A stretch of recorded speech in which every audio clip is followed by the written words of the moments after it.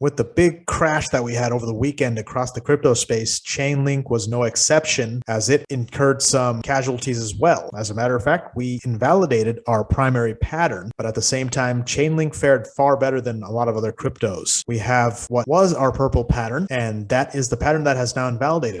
We were calling this rally a 5-wave rally up for the Subwave 1, a wave 2, and then we were calling this a Subwave 1 of the larger wave 3. Well, we invalidated this pattern by breaking below the low that we had in September around 2085 for the larger wave 2. In Elliott wave theory, you can't have your wave 2 retrace more than 100% of your first wave. In this case, we went up and then we did retrace more than 100%. We had a lower low. So therefore, our purple pattern is invalidated. With the invalidation of the purple pattern, I've added this new green pattern as my new primary, and we're calling the previous peak the wave 1 just as before. So that hasn't changed, but I have re-identified this entire structure as an expanded flat wave 2. And that's because we clearly had a 3-wave decline for our A wave. And then this could be interpreted a number of different ways. I'm calling this an A, B, and then an ending diagonal possibly for the C wave. And then this, that's classified as a C wave impulse as well. And we had that spike down, and we've had a bit of a rally development since. It's not looking particularly great, but at least it looks like we had a corrective pullback. So we may have a tiny 1-2 setup at the micro level. I've been hearing from a lot of friends and family that are holding cryptos that they've taken advantage and bought the dip. I would recommend that you only buy if you're comfortable. If this really is the end of the correction, or if we have a little lower to go, that would mean that this is probably a pretty good place to buy. If you're more risk averse, probably better to dollar cost average and buy a little bit at a time over time. On our big picture, the pattern is the same. This is the logarithmic chart, and you'll see that our purple pattern has been validated with the break of this red support at right around $20.85, $19, right in that range. However, unlike certain other cryptos like Ethereum Classic or Bitcoin Cash, we didn't have a lower low since our major low back here in July. So we held that, and therefore this entire impulse and correction setup are still valid technically. And we can see this expanded flat wave 2 in which our B wave actually went higher than the top of our subwave 1. Since our subwave 1 is the same and our wave 2 went deeper, that means that our extension targets have dropped a little bit just because of the deeper retrace. We retraced just a little over 76.4% of our subwave 1 for what I am now calling the subwave 2, again, as labeled as green. If this pattern holds and we can maintain support and rally impulsively, our subwave 3 target projects between $71 and $92 as pictured with this box. That would give us a minimum of 3.5x return from where we are at this moment. And after possibly a lengthy fourth wave consolidation,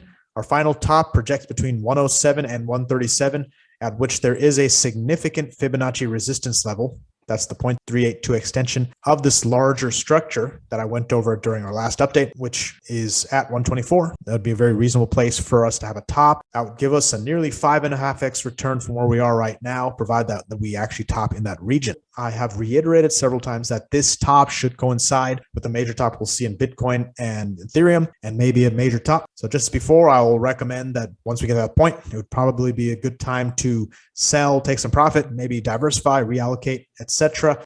We may have a much bigger pattern coming in the future. Looking back at the short term, however, I do have this red pattern still in the chart. I wasn't taking this pattern very seriously across most of the crypto sector, but with the crash, we actually had this red bearish pattern followed in several cryptocurrencies. As I mentioned, Ethereum Classic, that was one of the main ones where we had this happen, where we actually did have our lower low and we did follow the bearish red pattern. So we basically reset the entire structure on those cryptos. That is not the case with Chainlink, and therefore if we hold, I expect this rally to happen. But if we drop any lower, if we break that support right around the 13.95 range, somewhere in that range, expect us to drop a good bit lower, possibly below $10. Overall, Chainlink is looking pretty healthy despite the pullback. It's following a pattern that is similar to Dash. Both of those cryptos have invalidated their subwave 1, and we've just had a deeper wave 2. We're not yet out of the woods, but we are quite oversold at the moment. I expect us to start tearing back up pretty soon. As a matter of fact, we already have in Ethereum, we're well over 4,300. That's a good sign. Bitcoin's peaking over 51K, so that's a good thing too. And just as a background, Bitcoin and Ethereum are two cryptos that did not validate their upside setups, so their upside targets remain the same as they had been before. In addition, Polkadot, Stellar Lumens, and Polygon also look very healthy. Nothing has invalidated for those. If those are any harbinger of things to come, things are looking good. So I'm going to remain cautiously optimistic. If you want to keep getting my updates on the status of this rally, don't forget to subscribe. And if you enjoyed my video, please like. Until next time, thank you for watching and happy trading.